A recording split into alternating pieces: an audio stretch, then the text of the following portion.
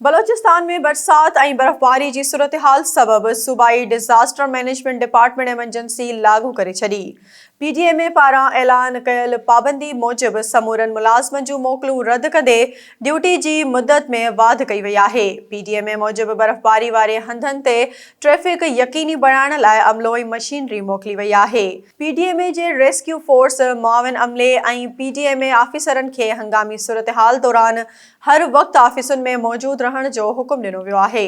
होॾां मौसमियात खाते जो चवणु आहे त कराची में ईंदड़ महीने जे 2 हफ़्तनि ताईं बरसात जो को बि इम्कान नाहे, जॾहिं त दादू, लाड़काणो ऐं ॿियनि शहरनि में हल्की बरसात जो इम्कान आहे। चीफ मेट्रोलॉजिस्ट सरदार सरफराज़ मूजिबि अॼु शहर में मौसम जुज़वी तौरु ख़ुश्क ऐं थधि जी शिदत घटि आहे। सॼो ॾींहुं सामुंडी हवाऊं हलंदियूं, जॾहिं त ईंदड़ 24 कलाकनि दौरान मौसम थधी ऐं ख़ुश्क रहण जो इम्कान आहे। चीफ मेट्रोलॉजिस्ट चयो त कराची में जनवरी जे 2 हफ़्तनि ताईं बरसात जो को बि इम्कान नाहे, पर अॼु मथां ई सिंध जे मुख़्तलिफ़ इलाइक़नि में हल्की बरसात जो इम्कान आहे।